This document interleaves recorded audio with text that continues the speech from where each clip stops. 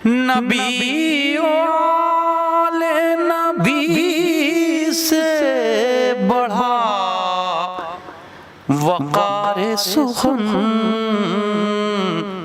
یہی سخن ہے حقیقت میں تاج دار سخن۔ بسم اللہ الرحمن الرحیم۔ السلام علیکم ورحمۃ اللہ وبرکاتہ۔ ناظرین، وقار سخن میں اہل بیت ٹی وی کے ناظرین کا یہ خاکسار سلیم امروی استقبال کرتا ہے، خیر مقدم کرتا ہے۔ ناظرین، ماہ رمضان کا بڑے اہم ایام چل رہے ہیں، اور یہ وہ ایام ہیں جس میں قرآن مجید کا نزول ہوا ہے، یعنی ایک ایک شب بڑی قیمتی شب ہے، اور ہمیں چاہیے کہ ہم زیادہ سے زیادہ قرآن مجید کی تلاوت کریں اور زیادہ سے زیادہ اس کا ترجمہ سمجھنے کی کوشش کریں۔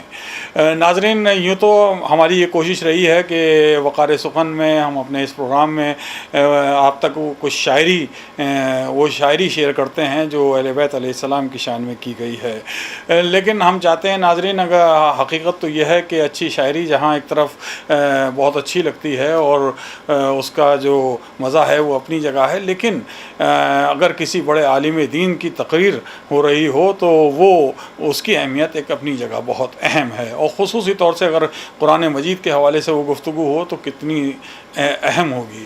تو آج ہم ناظرین آپ سے چاہیں گے، ایک بہت خاص لیکچر آپ سے شیئر کرنا چاہتے ہیں، اور وہ لیکچر ہے عالمی شہرت یافتہ عالم دین حضرت مولانا آیت اللہ عقیل الغربی صاحب کا قرآن کے حوالے سے، یعنی قرآن اور زندگی۔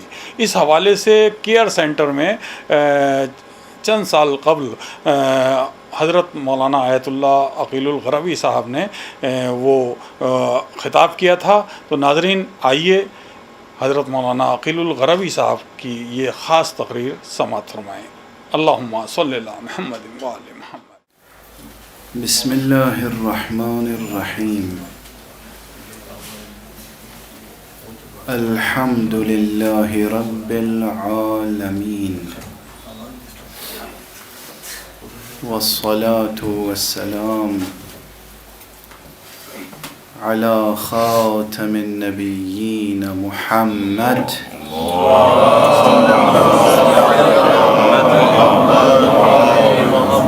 وعلى أهل بيته الطيبين الطاهرين، أما بعد۔ آج جو عنوان گفتگو کے لیے معین ہوا وہ ہے قرآن اور زندگی۔ قرآن ہی کتاب زندگی ہے۔ قرآن کتاب فطرت ہے۔ قرآن پروردگار عالم کا عظیم ترین عطیہ ہے عالم انسانیت کے لیے۔ قرآن حکیم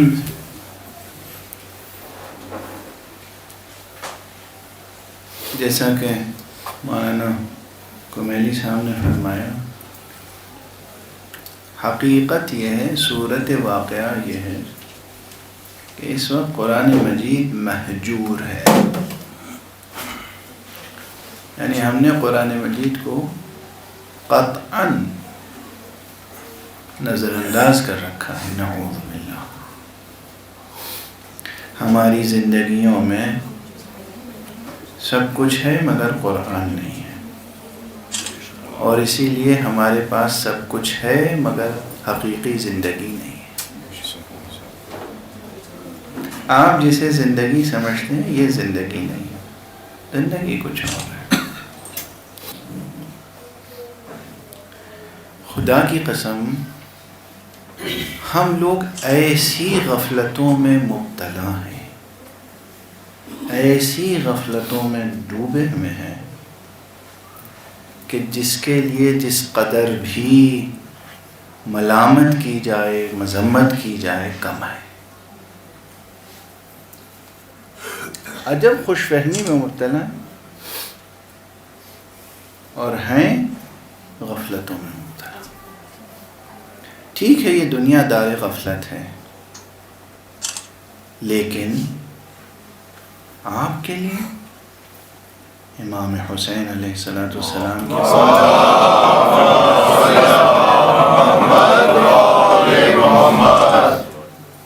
اتنی عظیم قربانی اور تمام اہل بیت کی قربانیاں، جانفشانیاں، کیا اسی لیے تھیں کہ ہم ان کے پیغام سے اس قدر دور ہو جائیں، غافل ہو جائیں، اور پھر ان سے امید شفاعت بھی رکھیں؟ پھر ان سے امید شفاعت بھی رکھیں؟ نہ شفاعت اتنی آسان ہے، نہ آخرت اتنی آسان ہے، نہ دنیا اتنی آسان ہے۔ دنیا بھی اتنی آسان نہیں۔ غفلت میں نہ رہیں، کسی خوش فہمی میں نہ رہیں۔ اب میں بالکل کھردری باتیں عرض کروں گا۔ ہمارا عالم یہ ہے، جبکہ ہمیں سب سے زیادہ قدردان ہونا چاہیے تھا قرآن مجید کا۔ ہمارا عالم یہ ہے کہ کوئی دو افراد ہمارے درمیان ایک لب و لہجے میں صحیح، درست، خالص عربی، حجازی، ہاشمی، علوی لب و لہجے میں سورہ حمد کی تلاوت نہیں کر سکتے۔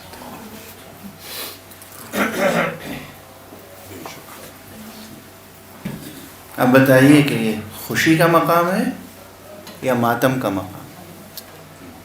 کوئی دو فرد، دو انسان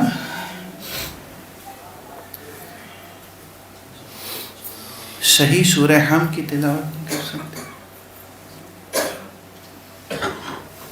پروردگار سلامت رکھے، جناب مولانا بہت اچھی قرأت کرتے ہیں، بہت اچھی تلاوت فرماتے ہیں۔ آپ حضرات پر واجب ہے، اور جو صاحبان حیثیت ہیں ان سب پر واجب ہے کہ ہر ایک آپ میں سے اپنے اپنے ڈرائنگ روم کو کم سے کم 24 گھنٹے میں 1 گھنٹے کے لیے مکتب قرآن میں بدل دیں۔ سبحان اللہ، سبحان اللہ۔ ایک آدمی، دو آدمی، 2 بچے، 4 بچے، جو جمع ہو سکیں آپ انہیں قرآن پڑھائیں۔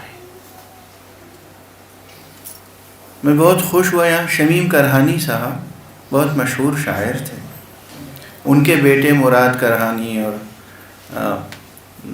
یہ تمام برادران، ان میں سے ایک صاحب مجھے ملے۔ میں نے کہا اب ظاہر ریٹائر ہو چکے ہیں، وہ آج کل میں جو پرچہ نکلتا ہے گورنمنٹ آف انڈیا کا اس میں تھے۔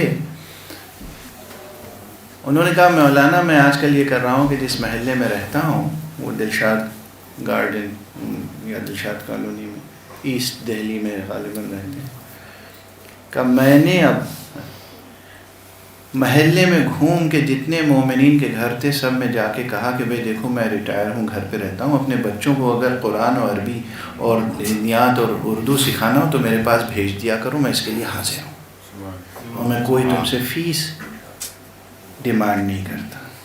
یہ قربتاً اللہ عمل ہے۔ میں نے کہا خدا آپ کو جزائے خیر عطا فرمائے۔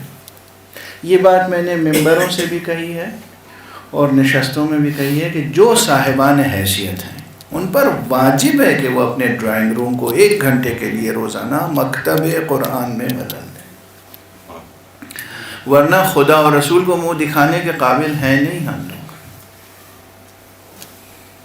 کسی خوش فہمی میں نہ رہیں، کوئی نہیں۔ امام حسین علیہ السلام نے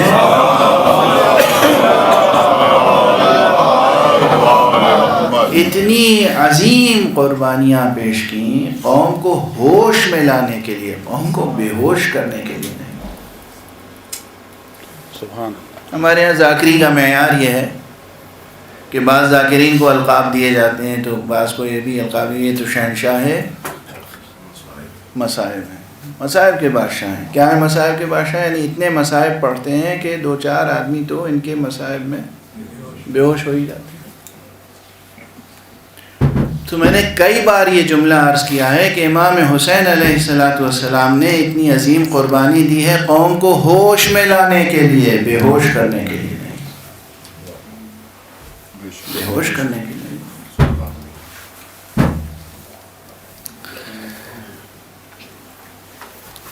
قرآن مجید کے تعلق سے میں اجازت دیجیے کہ چند بنیادی مطالب عرض کروں۔ اسلامی علوم میں ایک علوم کا مجموعہ ہے، ایک شجرہ علوم ہے جس کا نام ہے علوم القرآن۔ خود اپنا ریفرنس دینا نہیں چاہیے، مگر میں مجبور ہوں کہ آپ حضرات اگر حسن ظن رکھتے ہیں تو یوٹیوب پر ایک سیمینار علوم القرآن کے عنوان سے ہوا تھا، اس میں اسی فقیر کی تقریر ہے، اسے ضرور سماعت فرما لیجیے، اور وہ صرف ایک قسط ہے۔ علوم القرآن یعنی وہ علوم، علوم علم کی جمع ہے، وہ علوم، وہ سائنسز جن کا تعلق قرآن سے ہے۔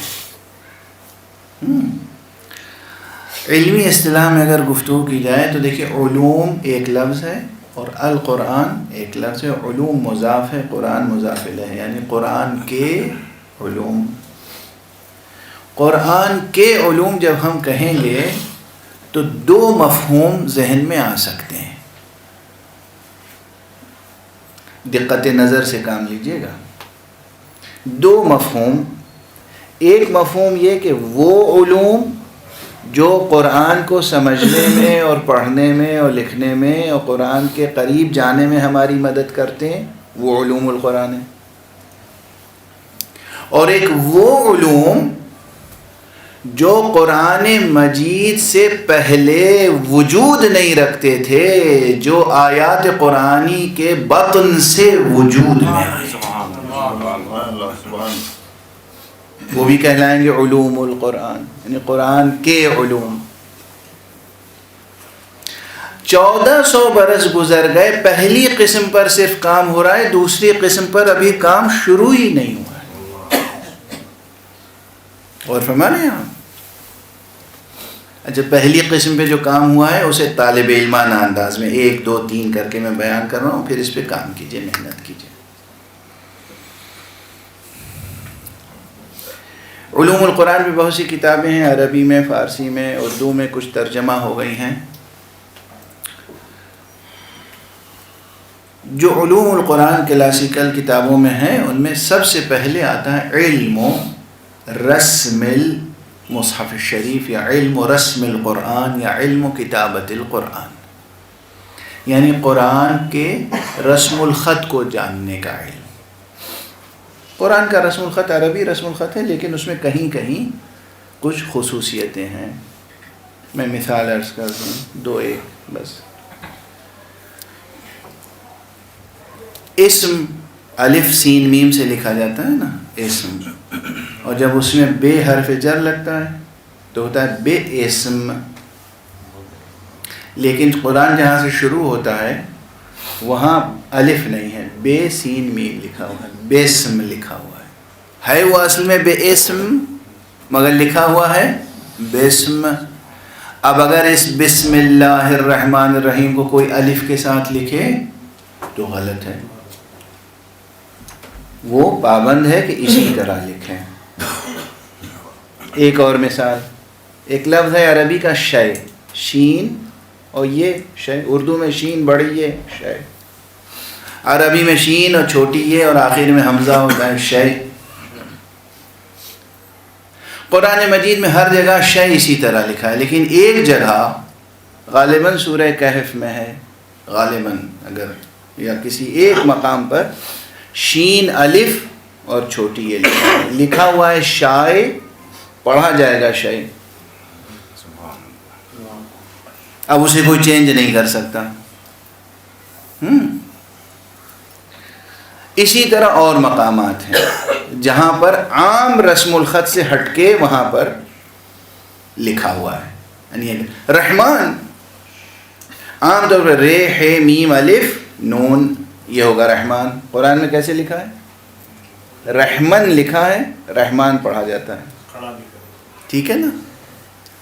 رے میم نون اس کے اوپر چھوٹا سا الف بنا ہوا ہے. یہ ضبط کلمات جس طرح سے لکھا ہوا ہے اس میں اب ہم اور آپ تبدیلی نہیں کر سکتے. صرف اس رسم قرآن کو سیکھنا، اس کے لیے ایک علم مخصوص ہوا جس کا نام ہے علم کتابت القرآن یا علم رسم القرآن یا علم رسم المصحف الشریف. یہ ایک علم ہے کیسے لکھا جائے گا.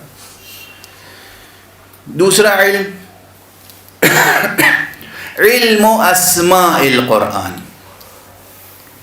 قرآن مجید کے نام کتنے ہیں اور ہر نام کا اشتقاق کیسے ہے.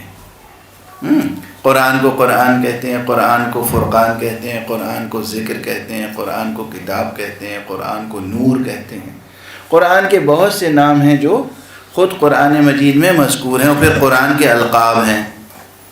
قرآن کریم کہتے ہیں، قرآن مجید کہتے ہیں، ہے نا. تو کیوں کہتے ہیں؟ یہ علم بہت وسیع ہے، لیکن آج کی تاریخ تک میں اپنی طالبہ علمانہ عاجزی سے آج کی تاریخ تک اس علم میں بھی جتنی گہرائی کے ساتھ کام ہونا چاہیے تھا نہیں ہوا ہے. آپ کتابیں اٹھا کے دیکھ لیے، رسمی طور پہ ذکر کر کے گزر جاتے ہیں. خود اس علم میں علم اسماء القرآن اس میں گہرائیاں ہیں، اور وہ گہرائیاں آج موجود کتابوں میں نہیں پائی جاتی. یہ ایک علم ہے جس پہ کام کرنے کی ضرورت ہے. بعض علماء نے 500 صفحات پر مشتمل کتاب لکھی ہے علم اسماء القرآن پر، لیکن کچھ چیزیں وہاں بھی نہیں ہیں. اور اس کی وجہ یہ ہے کہ انہوں نے جو لکھا ہے وہ اپنے ظن و تخمین سے لکھا ہے. باب مدینہ علم امیر المومنین علی ابن ابی طالب یا اہل بیت اطہار سے یہ علم نہیں لیا، وہاں سے اقتباس نہیں کیا جہاں سے کرنا چاہیے تھا، تو وہ گہرائی نہیں پیدا ہو سکی. یہ علم اسماء القرآن یعنی قرآن کے ایک نام کون کون سے ہیں، کیا کیا نام ہیں، کتنے نام ہیں، اور ہر نام کیوں رکھا گیا. روٹ ورڈ سے اس کا اشتقاق یعنی ایٹیمولوجی، اس لفظ کی صحیح شناخت یعنی مورفولوجی، اور پھر اس کی ڈیپتھ معنی اس کے. یہ دوسرا علم، یہ ایک مستقل علم ہے. تیسرا علم اور وہ ہے علم قراءت القرآن، یعنی قرآن لکھا کیسے جائے گا یہ ایک علم ہے، پڑھا کیسے جائے گا. مثلا یہی کہ شاء لکھا ہے مگر شے پڑھا جائے گا، ہے نا. کہاں رکا جائے گا اور کہاں نہیں رکا جائے گا، کہاں وقف ہے کہاں وصل ہے، اور کون سا حرف کہاں سے ادا ہوگا. آپ سمجھتے ہیں کہ یہ سب کوئی اس کی معنوی اہمیت نہیں ہے، اس کی معنوی و عرفانی اہمیت ہے. روح کی وہ پاک و پاکیزہ و حلال اور بہشتی موسیقی ہے جو علم تجوید قرآن میں موجود ہے.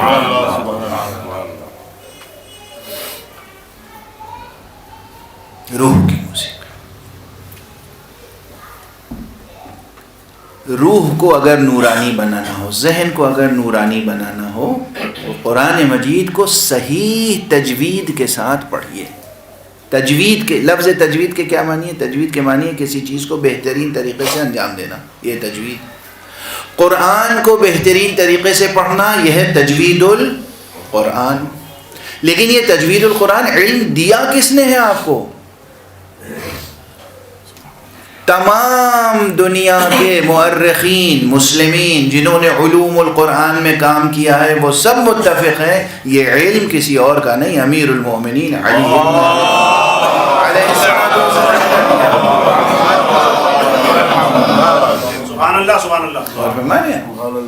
اچھا اب میں یہاں ٹھہر کے ذرا سا آپ کے سبحان اللہ کا دنداں شکن جواب دینا چاہتا ہوں. چونکہ حدیث ہے کہ جب کوئی برا نہ مانیے گا ویسے مان بھی جائیے گا تو کوئی حرج نہیں. میری عادت ہے میں ناراض کرنے کا ہنر بہت رکھتا ہوں. ایک حدیث ہے, آپ نے تو محبت میں داد دی ہے, میں ان کے لیے سنا رہا ہوں جو صرف خوشامد میں داد دیتے ہیں. حدیث ہے معصوم کی کہ اگر کوئی خوشامد میں تمہاری تعریف کرے تو تم اس کے منہ میں خاک بھر دو, مٹھی خاک اٹھا کے بھر دو. یہ اس کی داد کا شکریہ ہے. آپ کی داد کا شکریہ یہ ہے کہ ہم لوگ واہ واہ میں بہہ گئے, قوم بہہ گئی. اب آہ تھوڑی دیر کر لیجئے امام زمانہ کے آنے سے پہلے.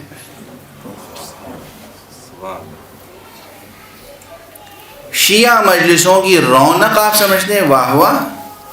ارے وہ شاعری کی رونق ہے واہ واہ. میر انیس ممبر پہ آتے تھے, مرزا دبیر ممبر پہ آتے تھے, شعراء آتے تھے تو وہ اپنی شاعری کی داد لیتے تھے. آپ نے علماء کو داد دینا شروع کر دی. کون کس کو داد دیتا ہے یہ بتائیے؟ کون کس کو داد؟ جاہل عالم کو داد دیتا ہے. جاہل عالم کو داد دے گا تو اس عالم پر بھی وائے ہو اور اس جاہل پر بھی وائے ہو.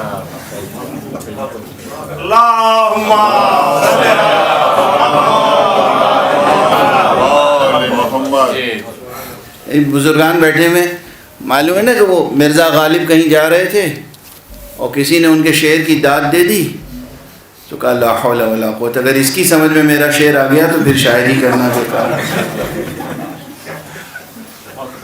اگر اس کی سمجھ میں میرا شعر آ گیا تو میں تو شاعر ہی نہیں ہوں. یا میر تقی میر جا رہے تھے اور کسی نے ان سے گفتگو کرنا شروع کی اور کہا حضور کچھ سنائے, تو اب وہ جو کچھ انہوں نے جواب دیا اور جو ریئیکشن تھا وہ. جب ایک شاعر ادیب اس کا ایک پیمانہ ہوتا ہے اور کہتے ہیں کہ فہم اور علم اور دانش رکھنے والے کی داد اہمیت رکھتی ہے, جاہل کی کیا داد ہے. اور ٹھیک ہے آپ کو شعر اچھا لگے داد دیجئے. جب علماء کی بزم میں آئیے تو سنیے اور گرہ میں باندھنے کی کوشش کیجیے. سنیے, غور فرمائیے, گرہ میں باندھیے, دل دماغ میں رکھنے کی. آپ لوگ تو اس نیت سے آتے ہیں دیکھیں آج کیا پڑھیں گے. آپ کیا دیکھیں گے؟ اپنے گریبان میں تو دیکھیے. آپ کس کو تولیں گے اپنے میزان پر؟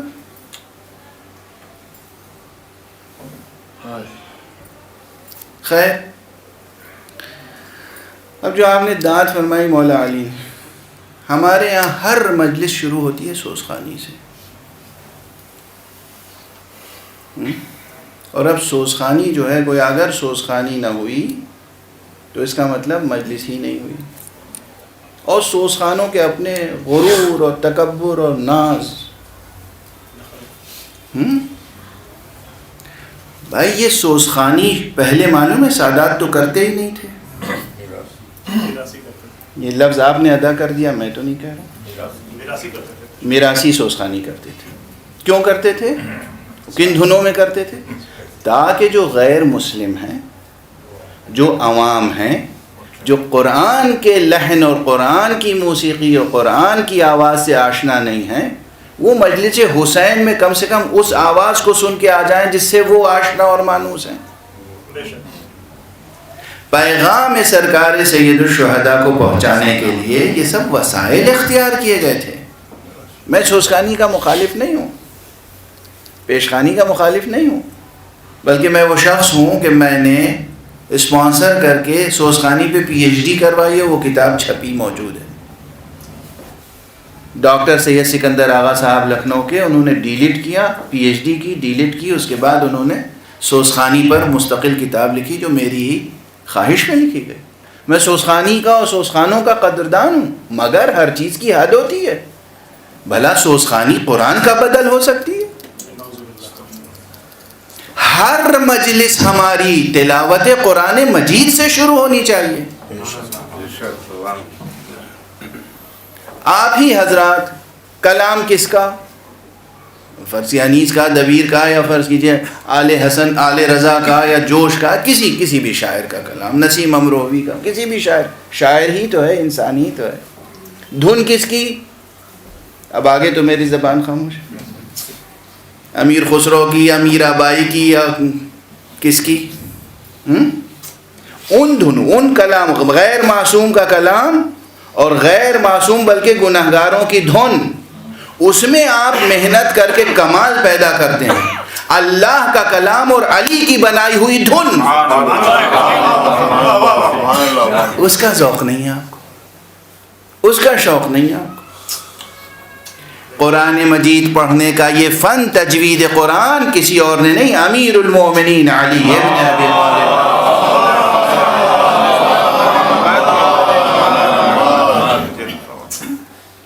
کلام کس کا؟ اللہ کا. دھن کس کی بنائی ہوئی؟ علی ابن ابی طالب علیہ الصلاۃ والسلام. بالاجماع یہی وہ قرآن ہے جس سے حقیقت توحید سے ہم آشنا ہوتے ہیں. یہی وہ قرآن ہے جو نبی صلی اللہ علیہ وسلم کی نبوت کا ثبوت ہے. یہی وہ قرآن ہے جو ختم نبوت کی دلیل ہے.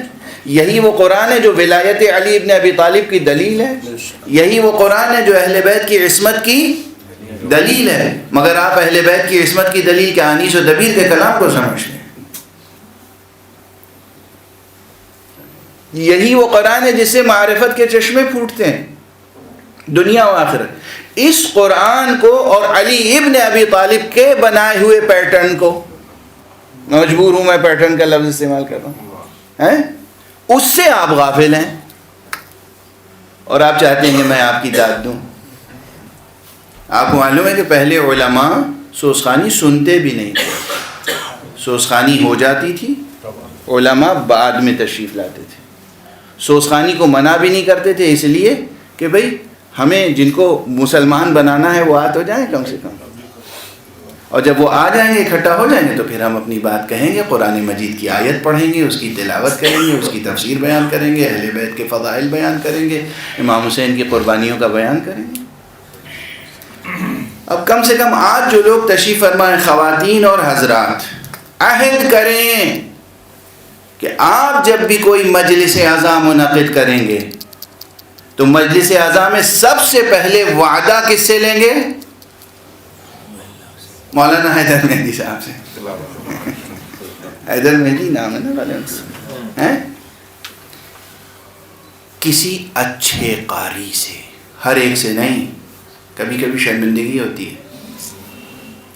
کسی اچھے اس قاری سے جس نے واقعا محنت کی ہو اس علم میں خلوص کے ساتھ، اور اس فن کو جانتا ہو اور اس طرح سے ادا کرے. واضح ہوئی بات ہے، تھیوریٹیکل بات نہیں، پریکٹیکل بھی ہوتا ہے. تو یہ تھا بہرحال تیسرا علم. تیسرا علم کیا تھا؟ پہلا علم علم رسم القرآن یعنی رسم الخط. دوسرا علم اسماء القرآن، قرآن کے نام. تیسرا علم قراءت القرآن. چوتھا علم ہے علم القراءات. یہ پہلے سے مختلف ہے. علم قراءت القرآن یا تجوید القرآن وہ علم ہے جو اس وقت جو لکھا ہوا ہے اس کو کیسے پڑھا جائے. بسم اللہ کیسے پڑھا جائے. بسم اللہ الرحمن الرحیم میں رحیم کی میم پہ رک جائیں یا اس کو آگے ملا کے پڑھیں. بسم اللہ الرحمن الرحیم الحمد للہ رب العالمین. کیا ملا سکتے ہیں یا نہیں ملا سکتے؟ ہے نا. کہاں رکیں کہاں نہ رکیں. ایاک نعبد و ایاک نستعین اہدنا الصراط المستقیم. ملا کے پڑھ سکتے ہیں یا نہیں پڑھ سکتے؟ مالک یوم الدین کو مالک یوم الدین پڑھیں یا ملک یوم الدین بھی پڑھ سکتے ہیں. چونکہ لکھا ہوا تو ملک ہے، میم کے اوپر چھوٹا سا ایک الف بنا ہوتا ہے نا. تو تجوید القرآن ہے کہ اس وقت، اور پھر جو حروف حلق کے ہیں اور جو حروف ہیں. اجازت ہو تو میں مختصر طور پر یہ بھی اشارہ کرتا چلوں. دیکھیے باقی تو ان کی شرعی ذمہ داری، ان پہ واجب ہے. اگر انہوں نے کام نہیں کیا تو یہ امام زمانہ کو کیا جواب دیں گے وہ یہ جانیں. ٹھیک ہے نا. دیکھیے دنیا کی جتنی زبانیں ہیں لنگوسٹکس کے نقطہ نظر سے، ان میں کامن کیریکٹرز، جو کامن ساؤنڈز، آوازیں ہیں، کانسوننٹس، یہ بہت کم ہے، جو کامن ہے ساری زبانوں میں. اور منیمم جو زبان ہے، ایک ایسی بھی زبان ہے کہ جس میں 12 یا 13 کیریکٹرز سے زیادہ نہیں ہے. اسی روئے زمین پہ ایسی زبان بھی وجود رکھتی ہے. اگر لنگوسٹکس کے طالب علم یہاں موجود ہوں تو وہ جانتے ہیں. اب جو کامن کیریکٹرز ہیں، مثلا وہ آ کی آواز ہے، جیسے ہندی میں آ کہتے ہیں، اور اردو میں الف، اور عربی میں الف، اور انگلش میں اے. بے کی آواز ہے، لام ہے، نون ہے، میم ہے، یہ ہے، واو ہے، یہ کچھ آوازیں ہیں. ہے یہ تمام زبانوں میں مشترک ہے. کچھ کیریکٹرز وہ ہیں جو کچھ زبانوں میں ہیں اور کچھ زبانوں میں نہیں ہیں. مثلا یہ کہ ٹے، ڈال، ٹھے، رے، یہ سب آوازیں ہندوستانی زبانوں میں ہیں اور عربی زبانوں میں نہیں ہیں. اب کوئی عرب کتنا ہی ماہر ہو بولنے میں، وہ سنبھلیوا تو کہہ نہیں سکتا. یہ نام تلفظ ہی نہیں کر سکتا. جانسٹھ نہیں کہہ سکتا، وہ گڑھی نہیں کہہ سکتا، وہ کہہ نہیں سکتا. اچھا، تو یہ کیریکٹرز ہیں، یہ ساؤنڈز ہیں، یہ آواز ہیں جو یہاں کی زبانوں میں، عربی میں نہیں ہے. ژان پال، یہ ژان جو ہے یہ فرینچ یا فارسی میں ہے. اوریجنلی فرینچ ہے، آپ یہ سمجھ لیجیے. فارسی میں بھی اتنے الفاظ ژے سے نہیں ہیں، تو اور دوسری زبانوں میں نہیں پائے جاتے ہیں. اسی طرح کچھ کیریکٹرز ہیں جو خالص عربی میں ہیں اور دوسری زبانوں میں نہیں پائے جاتے. ہم پر یہ واجب ہے کہ ہم ان کیریکٹرز کو سیکھیں. واجب ہے شرعاً، واجب ہے شرعاً. ورنہ انجام کیا ہوگا؟ ہنسی ضبط کیجیے گا، اور میں توبہ کر کے مثال دے رہا ہوں. چھوٹے سوروں میں، سب سے چھوٹے سوروں میں قل هو اللہ احد. عملی باتیں اس لیے قل، عربی میں لفظ قل، قاف لام قل، 2 نقطے والا قل ہے نا. قل ہے ورب، اور یہ ہے صیغہ امر، آرڈر. قال یقولو سے، قال کہا، یقولو کہتا ہے، قل کہو، سے ہے نا قل. اگر آپ نے قاف کہنے کی عادت چھوڑ دی، کل آپ نے کہا، تو معلوم ہے اس کی کیا قیامت آ جائے گی. کل کی 2 حیثیتیں ہیں، ایک ہے ناؤن، ایک ہے ورب. ورب کی حیثیت سے کل اکلا یا اکلو سے صیغہ امر ہے. اکلا یعنی کھایا، یا اکلو یعنی کھاتا ہے، کل یعنی کھاؤ. خود قرآن مجید میں کلو واشربو، کھاؤ اور پیو. تو جب آپ کہتے ہیں کل ہو اللہ ہے، تو ہم کیا ترجمہ کریں؟ کھاؤ. ایک ہی تو ہے، 2 4 10 تو ہے نہیں کہ معدے پہ گرانی ہو جائے گی. ایک ہی ہے بیچارہ، کھا جاؤ. نعوذ باللہ، نعوذ باللہ، نعوذ باللہ، خاکم بدہا. قیامت سمجھ میں آئی؟ قیامت سمجھ میں آئی؟ آپ حضرات کبھی کبھی ہم جیسے فقیروں کے چہرے پہ تناؤ اور غصہ دیکھ کے کہتے ہیں کہ تو بہت بد اخلاق ہیں. اور جب آپ بار بار اللہ کی شکایت ہم جیسوں سے آگے کرتے ہیں، مولانا ارے زبان گھس گئی، دعا کرتے کرتے دعا قبول نہیں ہوتی، تو میں کبھی کبھی کہتا ہوں شکر کیجئے کہ عذاب نازل نہیں ہوتا. شکر کیجئے کہ عذاب نازل نہیں ہوتا. آپ شکایت کرتے ہیں کہ دعا قبول نہیں ہوتی. کہتے کیا ہیں؟ پڑھتے کیا ہیں؟ گستاخی کرتے ہیں حضور الہی میں، محضر الہی میں. قل اور کل کا فرق سمجھے آپ؟ قل یعنی کہو، کل یعنی نوش جان فرماؤ. دوسری مثال صاد اور سین، مشہور مثالیں میں دے رہا ہوں. صلی، صاد صلی، صلی کے معنی ہے پروردگار رحمت نازل فرما، یا پروردگار ثنا فرما، ستائش فرما. اللہم صلی علی محمد و آل محمد، یعنی پروردگار ستائش فرما محمد و آل محمد کی، ثنا فرما، پروردگار رحمت نازل فرما ان پر.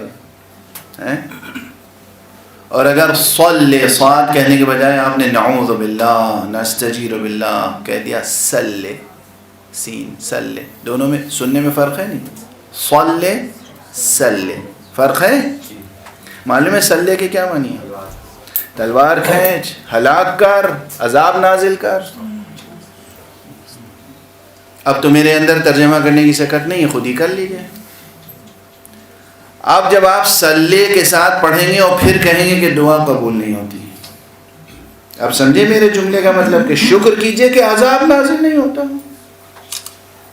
شکر کیجئے کہ ہم پر عذاب نازل نہیں ہوتا، ورنہ آسمان پھٹ پڑے، زمین پھٹ پڑے، ہم دھس جائیں یا غرق ہو جائیں، نابود ہو جائیں. واضح ہے؟ یہ مسئلہ بہت اہم ہے، اور پیش نمازوں کے لیے یوں ہی لوگ ہم سے ناراض رہتے ہیں، تھوڑا سا اور ناراض ہو جائیں گے، کوئی حرج نہیں. خدا کی قسم بہت سے پیش نماز ایسے ہیں کہ جو نماز پڑھانے کا شوق رکھتے ہیں مگر ان کی تجوید درست نہیں. سورہ حمد صحیح نہیں پڑھ سکتے، سورہ قل ہو اللہ صحیح نہیں پڑھ سکتے، سورہ کوثر صحیح نہیں پڑھ سکتے. نماز پڑھانے کا شوق ہے، امام کہلانے کا شوق ہے. جس قوم میں امام بھی صحیح قرأت نہ کرتا ہو اس قوم کا انجام کیا ہوگا؟ کس غفلت میں ہیں آپ، کس خوش فہمی میں ہیں؟ اس لیے پھر عرض کر رہا ہوں، جتنے صاحبان حیثیت ہیں ان پر واجب ہے کہ وہ اپنے اپنے ڈرائنگ روم کو کم سے کم 24 گھنٹے میں 1 گھنٹہ بدل دیں قرآن مجید کی تلاوت اور تجوید سیکھنے کے لیے. اور کوئی بھی عمر ہو. اب کوئی صاحب کہے میں تو بڈھا ہو گیا مولانا، پاؤں میں قبر لٹکے ہوئے، اب کیا سیکھوں گا؟ اب بھی آپ سیکھ سکتے ہیں. رسول اسلام نے فرمایا ہے، رسول اسلام نے فرمایا ہے کہ اطلبوا العلم من المہد الی اللحد، تم علم حاصل کرو گہوارے سے لے کے گور تک، آغوش مادر سے آغوش قبر تک. کم سے کم اتنا سیکھ لیجئے کہ آپ 2 رکعت صحیح نماز پڑھ سکیں. کم سے کم اتنا، مرنے سے پہلے اتنا تو سیکھ لیجئے کہ 2 رکعت صحیح نماز پڑھ سکیں. سنیے ایک چیز اور سن لیجیے. بہت سے لوگ سوچتے ہوں گے مولانا ہم ہندوستانی اور بڑی مشکل ہے 2 رکعت نماز بھی صحیح سیکھنا ہمارے لیے. آپ تو بس ایسی کوئی ترکیب بتا دیجئے کہ شارٹ کٹ سے ہم جنت میں پہنچ جائیں. ایسا کوئی شارٹ کٹ وجود نہیں رکھتا. اور 2 رکعت نماز بہت مشکل نہیں ہے. جوانوں، عزیزوں، بچوں، بزرگوں، سنو، معلوم ہے، یہ یاد رکھیے گا، کئی جگہ پڑھ چکا ہوں، شاید یوٹیوب پہ بھی ہو، پھر آپ کے سامنے دہرا رہا ہوں. 2 رکعت نماز صحیح یاد کرنا کوئی مشکل نہیں ہے. آپ یہ بتائیے آپ میں کون ایسا آدمی ہے، کون ایسا انسان ہے جو 20 صرف 20 نئے سینٹنس صحیح سیکھ نہیں سکتا؟ 100 نہیں، 200 نہیں، 400 نہیں، 20 only 20 sentences، چھوٹے چھوٹے، بلکہ اس سے بھی کم. اصل میں تو وہ 17-18 سینٹنسز ہیں. میں گن کے بتا دیتا ہوں. واجب نماز اگر آپ بینک و بین اللہ، اپنے اور خدا کے درمیان معاملہ صاف کرنا چاہتے ہیں تو آپ 18 یا 20 جملے آپ کو صحیح سیکھنے ہیں اور پوری نماز آپ صحیح کر لیں گے. کیسے؟ سب سے پہلا واجب کیا ہے؟ ایک جملہ ہے 2 لفظوں کا، اللہ اکبر، بس یہ ایک سینٹنس ہوا. نوٹ کرتے جائیے. اور بیچ میں میری کیا کہتے ہیں تبصرہ، اور ہندی میں کیا کہتے ہیں؟ ٹپڑی، وہ بھی سنتے رہیے. اچارن صحیح تھا نا ہمارا ٹپڑی کا.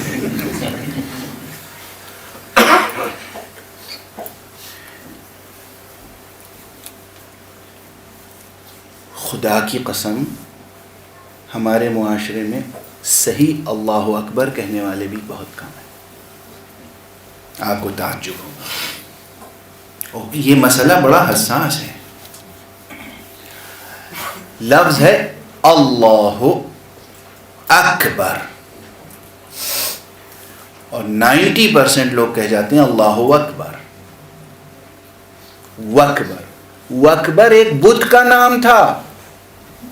اب کوئی یہ پوچھے کہ مولانا ہم نے اکبر کہا یا وکبر کہا، اس میں کون سی قیامت آ گئی؟ قیامت آ گئی، اسی لیے تو ہم تاکید کرتے ہیں.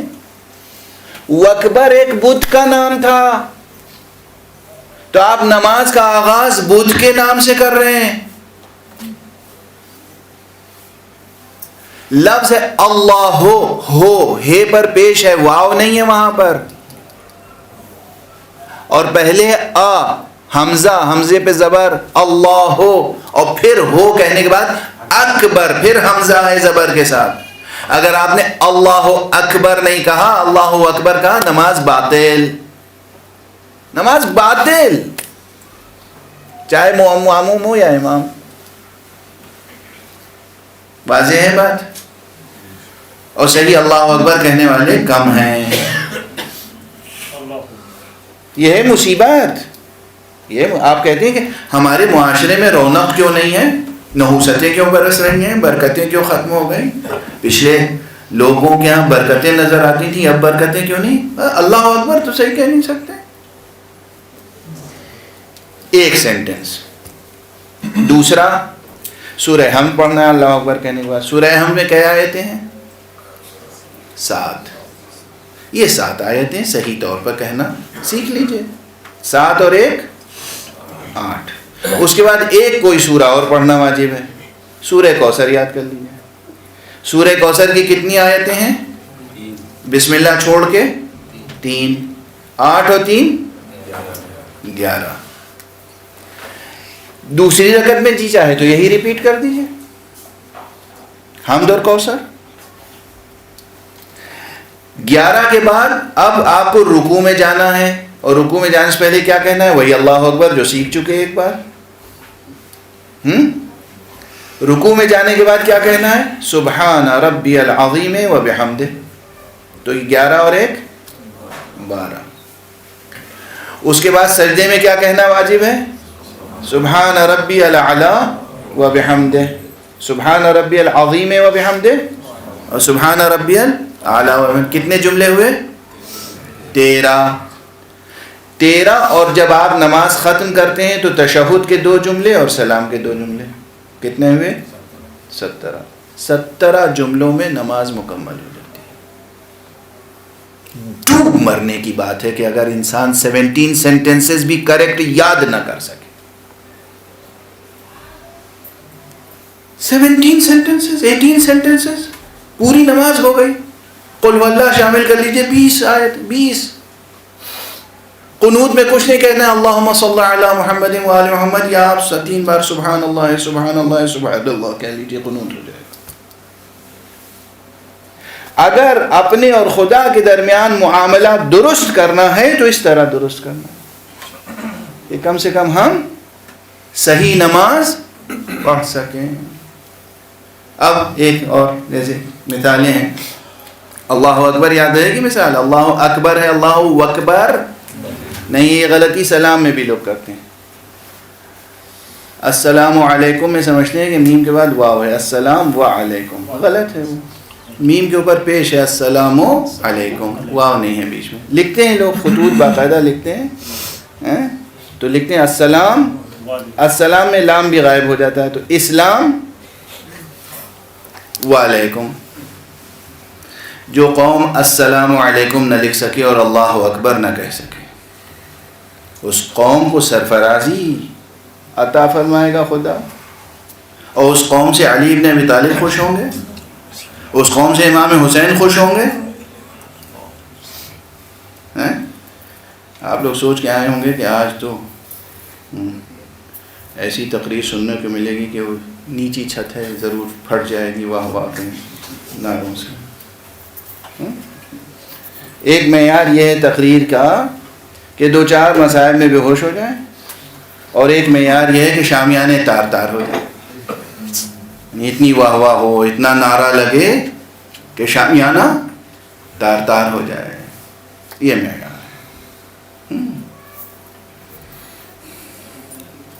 واضح ہے، سمجھ میں آ رہی ہے بات؟ ریکارڈ ہو رہی ہے؟ اچھا، تو زیادہ سے زیادہ ہارڈلی 20 سینٹنسز اگر آپ محنت کر لیں اور یہ اکیڈمی لوگوں کی 20 سینٹنسز کریکٹ کر دے تو انہوں نے تو جنت میں جاگیر پالی سمجھیے. 20 جملے یہ سب متعلق ہیں ابھی کس سے؟ یہ فرش بچھائیں گے اور یہ پڑھائیں گے، ہے نا. تجوید تیسرا علم جا، علم التجوید یا علم قراءت القرآن، ابھی تیسرے منزل پہ ہیں. علم رسم القرآن، علم اسماء القرآن، علم تجوید القرآن یا قراءت القرآن. اس کے بعد ہے علم القراءات. یہ علم القراءات کیا ہے؟ علم القراءات یہ ہے کہ قرآن مجید کے ایک ہی لفظ کو خود معصومین علیہم الصلوۃ والسلام نے یا رسول اللہ صلی اللہ علیہ وآلہ وسلم نے یا ان کے شاگردوں نے ایک سے زیادہ طریقے سے پڑھا ہے یا نہیں پڑھا ہے. اگر ایک سے زیادہ مستند طریقے سے پڑھا ہے تو وہ قراءت بھی ہمارے لیے معتبر ہوگی، اور اس پر بہت سے احکام مترتب ہوتے ہیں. اہم مثال دے دوں، ایک تو یہی سورہ حمد میں ہے، بسم اللہ الرحمن الرحیم الحمد للہ رب العالمین الرحمن الرحیم مالک یوم الدین یا مالکی یوم الدین. دونوں طرح پڑھنا درست ہے، نماز میں بھی درست ہے، دونوں طرح پڑھنا درست ہے. ٹھیک ہے، کیونکہ معصوم نے دونوں طرح پڑھا ہے. دوسری مثال جہاں احکام آتے ہیں، سورہ مائدہ میں آیت وضو، اذا قمتم الى الصلاة فاغسلوا وجوهكم وأيديكم الى المرافق وامسحوا برؤوسكم وأرجلكم اور وأرجلكم دونوں قراءتیں مروی ہیں، دونوں مشہور قراءتیں، دونوں مروی ہیں. ارجلکم بھی ارجلکم بھی، اور اسی لیے اہل سنت حضرات جو ہیں ارجلکم پڑھتے ہیں اور اس سے مطلب یہ نکالتے ہیں کہ ہمیں پاؤں دھونا ہے، اور شیعہ حضرات ارجلکم پڑھتے ہیں اور سمجھتے ہیں کہ ہمیں مسح کرنا ہے. اگرچہ یہاں پر ود ان بریکٹس ارجلکم پڑھیں تب بھی مساحی کا حکم ثابت ہوتا ہے. یہ ایک الگ بات. مذہب اہل بیت کا جو یہ مسئلہ ہے، ارجلکم پڑھیں تو بھی مسح ثابت ہوتا ہے، ارجلکم پڑھیں تو بھی مسح ثابت ہوتا ہے. لیکن ایک قرات اس طرح کی اور قرات، یا سورہ صافات میں سلام علی آل یاسین ہے یا سلام علی الیاسین ہے، لکھا ہوا ہے الیاسین، پڑھیں کیا آل یاسین پڑھیں یا الیاسین پڑھیں. یہ سب مسائل ہیں. یہ ہے علم القراءات، یہ چوتھا علم ہوا. تیزی سے ابھی گنا رہا ہوں صرف. ان سب پہ کتنا کام کیا ہے مولوی صاحبان نے اور دانشوروں نے اور مومنین نے، فداکاروں نے اہل بیت کے. قرآن میراث نبی و اہل بیت ہے. قرآن وصیت محمد مصطفیٰ صلی اللہ علیہ وسلم.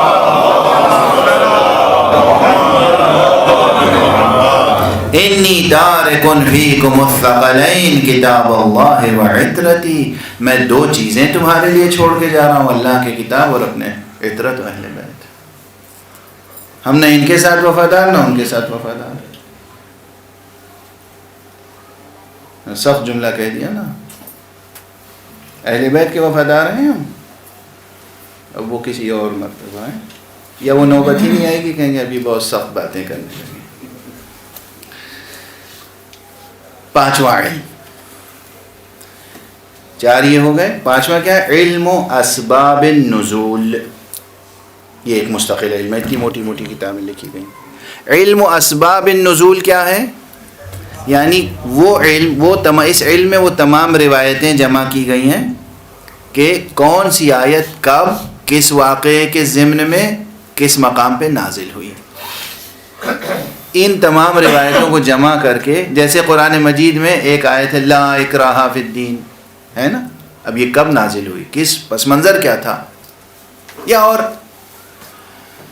الیوم اکملت لکم دینکم، کب آیت یہ نازل ہوئی، وہ دن کون سا تھا، ہے نا. یا ایھا الرسول بلغ ما انزل الیک من ربک، تو روایتیں آپ سنتے ہیں ذاکروں سے کہ غدیر کے موقع پر آئی ہے. اسی طرح قرآن مجید کی تقریباً ہر سورے اور ہر آیت کا ایک پس منظر ہے تاریخی. اس پورے پس منظر کا جاننا وہ ایک مخصوص علم ہے، اس کا نام ہے علم شأن النزول یا علم اسباب النزول، وہ ایک پورا علم ہے. ٹھیک ہے نا. اب اس کے بعد اسی قرآن مجید میں کچھ آیتیں محکم ہیں اور کچھ متشابہ ہیں، تو بحث آتی ہے کہ علم المحکم والمتشابہ. پھر آتی ہیں اسی قرآن مجید میں کچھ آیتیں ناسخ ہیں اور کچھ منسوخ. ناسخ و منسوخ کے کیا معنی ہے؟ ناسخ کے معنی ہے کہ اللہ نے ایک حکم دیا اور کچھ دنوں کے بعد وہ حکم واپس لے لیا، اس کی جگہ دوسرا حکم دے دیا، یا اصلاً وہ حکم برطرف کر دیا. تو وہ جو پہلا حکم تھا وہ ہوگا منسوخ اور دوسرا حکم جو ہے وہ ہوگا ناسخ. تو پورے قرآن مجید میں 6666 آیتوں میں کتنی آیتیں ناسخ ہیں، کتنی منسوخ، اس کا علم ایک مستقل علم ہے، علوم القرآن سے متعلق. واضح ہوئی بات. محکم و متشابہ کیا ہے؟ محکم یہ کہ بعض آیتیں قرآن مجید میں محکم ہے کہ اس کے ایک سے زیادہ معنی بیان نہیں کیے جا سکتے، ثابت صاف ہے وہ حکم. اور بعض آیتیں ہیں جس کے ایک سے زیادہ معانی مطالب نکالے جا سکتے ہیں. تو وہ آیتیں جن کا ایک سے زیادہ مطلب نکالا جا سکتا ہے اس کو ان آیتوں کی روشنی میں سمجھا جائے گا جن کا ایک سے زیادہ مطلب نہیں نکالا جا سکتا.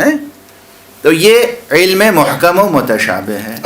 اچھا، اب علم ناسخ و منسوخ و علم محکم و متشابہ، یہ علم مرج ہو جاتا ہے، ضم ہو جاتا ہے اکثر علم تفسیر کے ساتھ یا علم فقہ کے ساتھ، چونکہ اس میں احکام کی بات آتی ہے.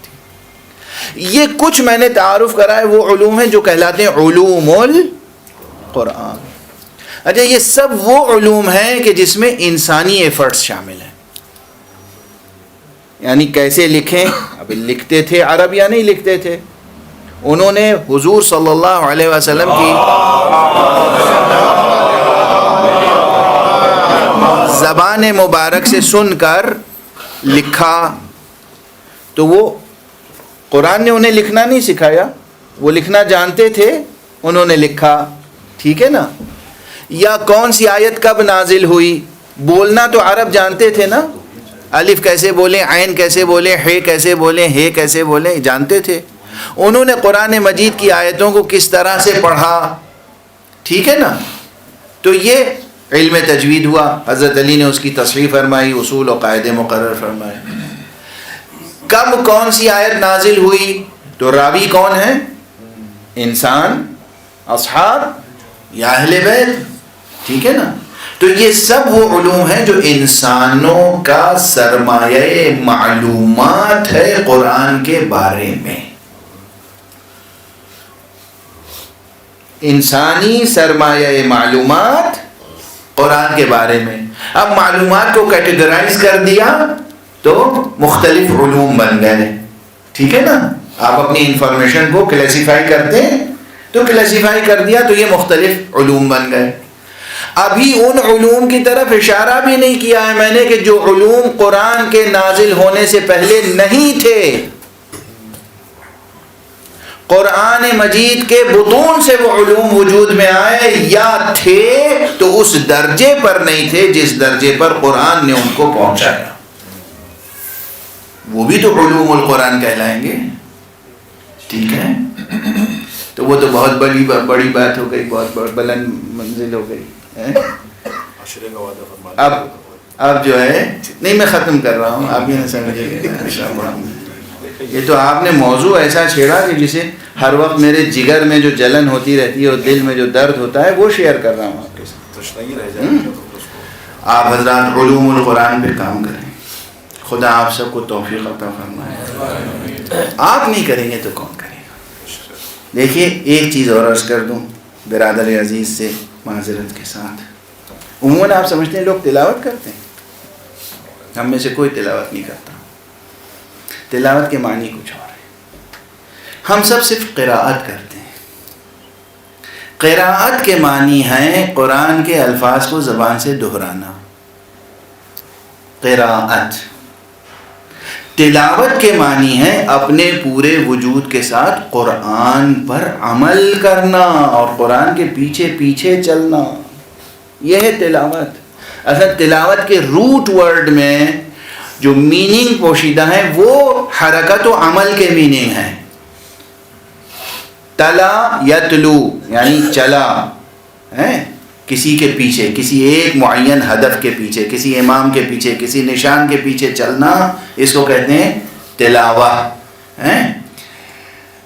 قرآن مجید میں والشمس وضحاها والقمر اذا تلاها، سورج کی قسم اور اس کی پھیلی ہوئی روشنی کی قسم اور چاند کی قسم جب سورج کے پیچھے پیچھے نکلے. تلاوت کے معنی ہے ہم اپنے پورے وجود کے ساتھ قرآن کے پیچھے چلیں تو قرآن کی تلاوت کا حق ادا ہوگا. اور وہ معصومین ہوتے ہیں یا وہ مخلصین جو معصومین کا کہنا سنتے ہیں. چنانچہ خود قرآن مجید نے ایسی تلاوت کرنے والوں کو داد دی ہے یہ کہہ کر کہ وَيَتْلُونَهُ حَقَّ تِلَاوَتِهِ، وہ تو ایسی تلاوت کرتے ہیں کہ تلاوت کا حق ادا کر دیتے ہیں.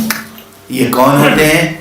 یہ وہ ہوتے ہیں جو پیدا ہوتے ہی آغوش میں بھی تلاوت کرتے ہیں اور شہید ہونے کے بعد نوک نیزہ میں بھی تلاوت کرتے ہیں. یہ وہ ہوتے ہیں. ہم اس قوم سے تعلق رکھتے ہیں جس کو وہ امام نصیب ہوئے جنہوں نے گہوارے میں بھی تلاوت کی اور نوک نیزہ میں بھی تلاوت کی.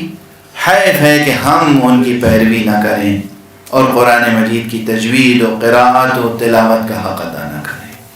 پروردگار ہمیں اور آپ کو سب کو توفیق عطا فرمائے کہ ہم قرآن مجید کے ساتھ عہد وفا نبھا سکیں، پیغمبر اکرم صلی اللہ علیہ وآلہ وسلم کی وصیت پہ عمل کر سکیں.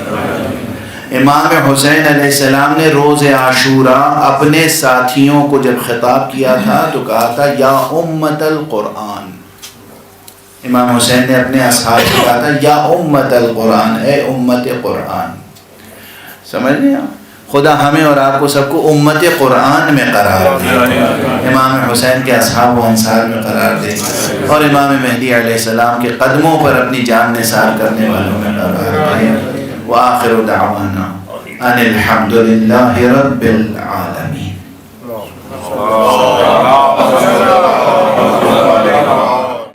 ناظرین، اسی کے ساتھ یہ آپ کا خادم سلیم امروی آپ سے اجازت لیتا ہے.